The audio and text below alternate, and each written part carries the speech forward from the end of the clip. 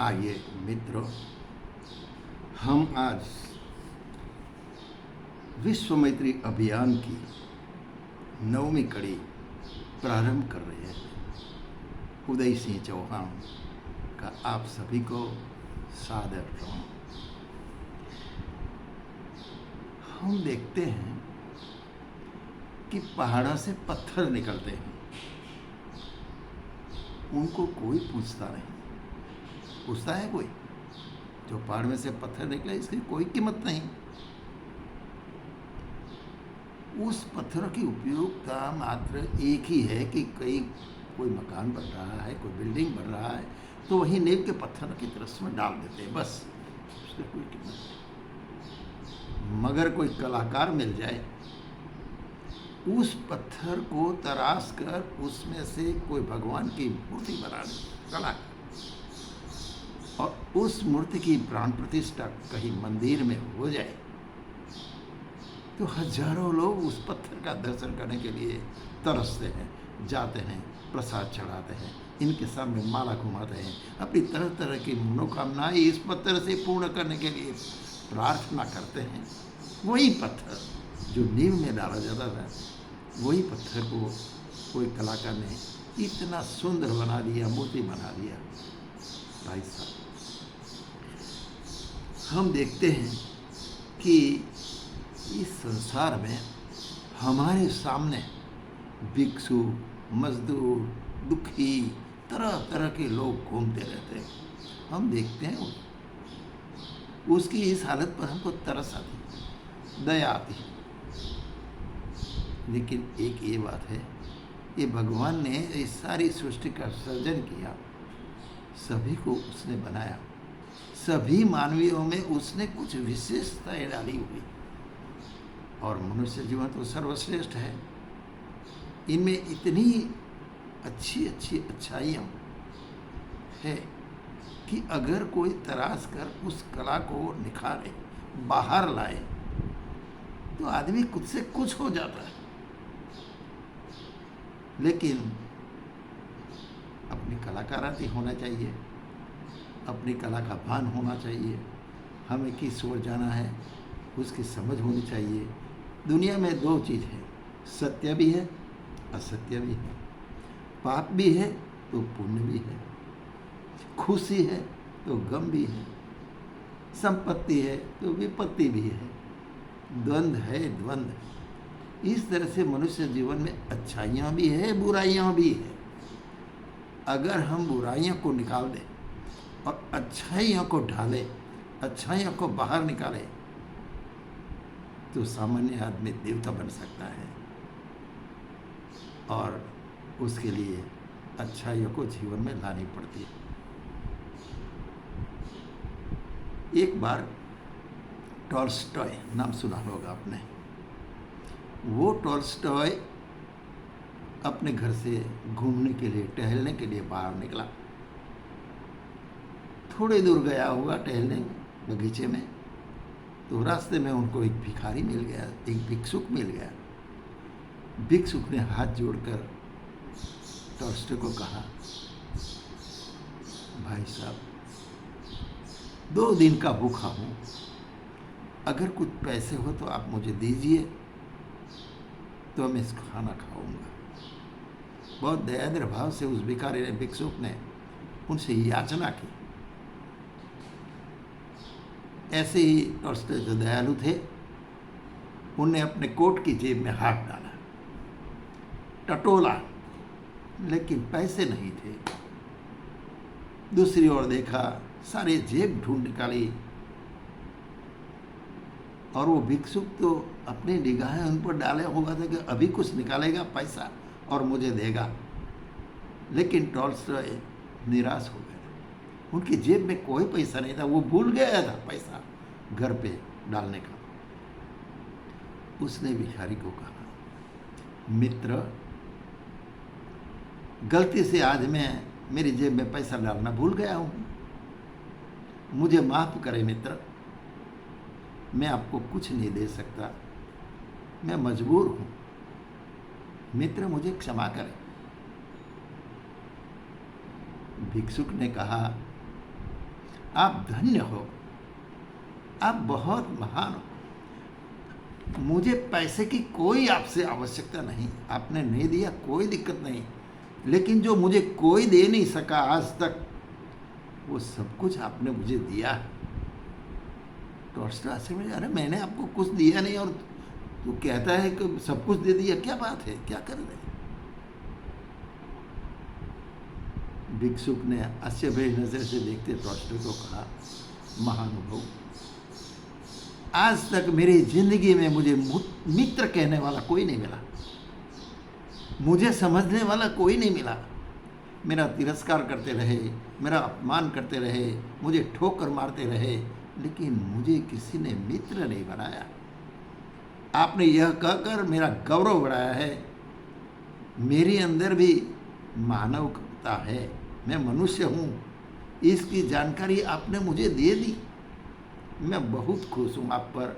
मुझे आपके पैसे की कोई ज़रूरत नहीं, आपने जो दिया है मैं सदैव याद रखूँगा।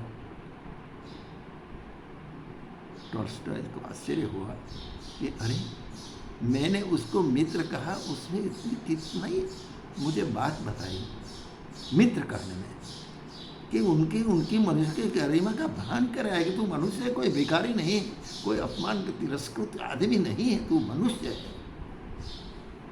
भाई साहब, मैत्री का वो चमत्कार होता है कि मनुष्य में बैठी दैवी शक्तियों को अगर जगाना है तो उसको जगाने का काम कलाकार कर सकता है, अच्छा आदमी कर सकता है, समझदार व्यक्ति कर सकता है, कोई संत या महात्मा कर सकता है, कोई महामानव कर सकता है, कोई सामान्य आदमी नहीं कर सकता। सामान्य आदमी तो तिरस्कार करेगा, अपमान करेगा, न जाने क्या क्या करेगा। उसको मनुष्य से मानवता का गौरव है ही नहीं, मनुष्य को मनुष्य अच्छा नहीं लगता। यही बात है। इंग्लैंड का एक देहात था, इंग्लैंड का, और वहाँ देहात में एक लड़का था, मोरिस करके। वो लड़का गरीब परिवार में उसने जन्म लिया था, इसीलिए उसकी पढ़ाई तो नहीं हुई। लड़के ने सोचा कि पढ़ाई करने का तो मुझे कोई स्कोप नहीं मिलेगा, लेकिन ऐसा करता हूँ कि कहीं जाके मैकेनिक की नौकरी करता हूँ, मैकेनिक का काम सीख जाऊँ।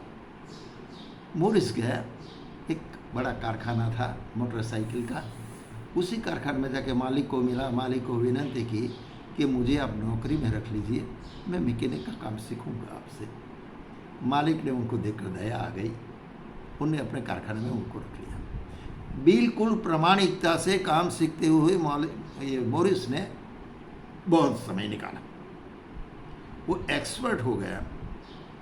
उनकी ये कामगिरी देखकर मालिक इतना प्रसन्न हो गया, उसने कहा, मोरिस, इस तरह अगर तू काम करता रहेगा तो मैं तुझे सुपरवाइज़र बना दूंगा। और मोरिस की प्रसन्नता का पार नहीं रहा। थोड़ी देर के बाद कुछ काम, बस वो जल्दी अपनी फैक्ट्री पर नहीं आ सका। मालिक ने देखा अभी ये मोरिस नहीं आया, क्या बात है।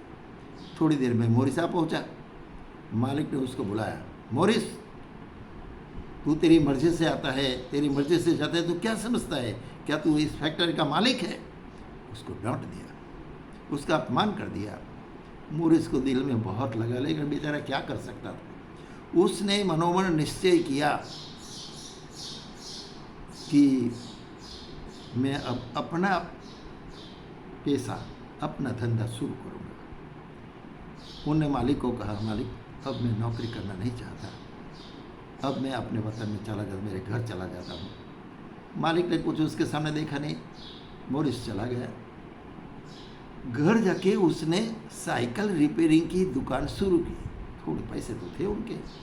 साइकिल रिपेयरिंग की दुकान में इतनी निष्ठा से उसने काम किया कि सब लोग वहाँ आते, कुछ आवक हुई, और उसने साइकिल की डिज़ाइन बदल दी, एक नई साइकिल का निर्माण कर दिया, और उसी साइकिल का बहुत सारे ग्राहक हो गए। अब इनके पास बहुत सारे पैसे इकट्ठे हो गए। उन्हें सोचा कि साइकिल को छोड़ो, अब मोटरसाइकिल रिपेयर करना मैं करता हूँ।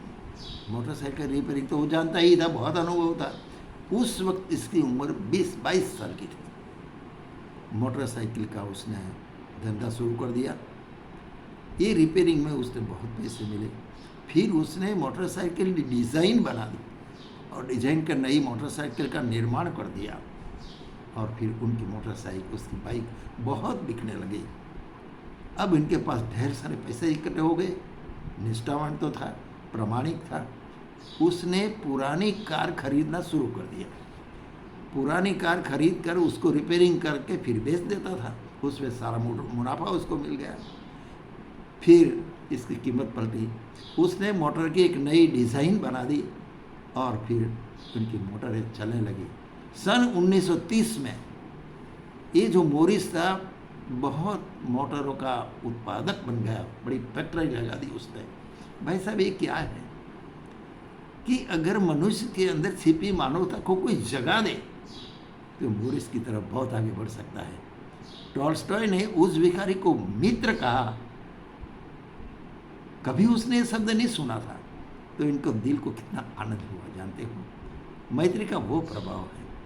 अगर हम भी इस विश्व में जो ऐसे अपमानजनक और तिरस्कृत जीवन जीते हैं, इसी आदमियों को अपने साथ मैत्री भाव से जोड़कर उनमें सोई हुई शक्तियों को जगाने का हम संकल्प ले लें, हम मैत्री भाव जगा दें, भाई साहब कमाल हो जाएगा।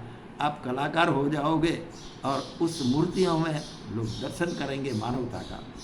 तो विश्व मित्र अभियान, विश्व मैत्री अभियान जो हमारा है वही है। बुराइयाँ चाहे कितनी भी किसी आदमी हो, लेकिन अच्छाइयाँ भी है।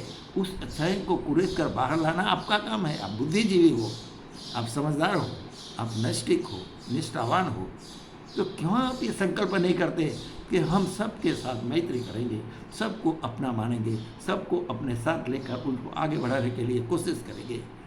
तो मैं मानता हूँ निश्चित रूप से आपका मनुष्य जीवन भी सार्थक हो जाएगा, आपकी भक्ति सार्थक हो जाएगी, आपका जीवन सार्थक हो जाएगा और मनुष्य को आगे बढ़ने का मौका मिलेगा।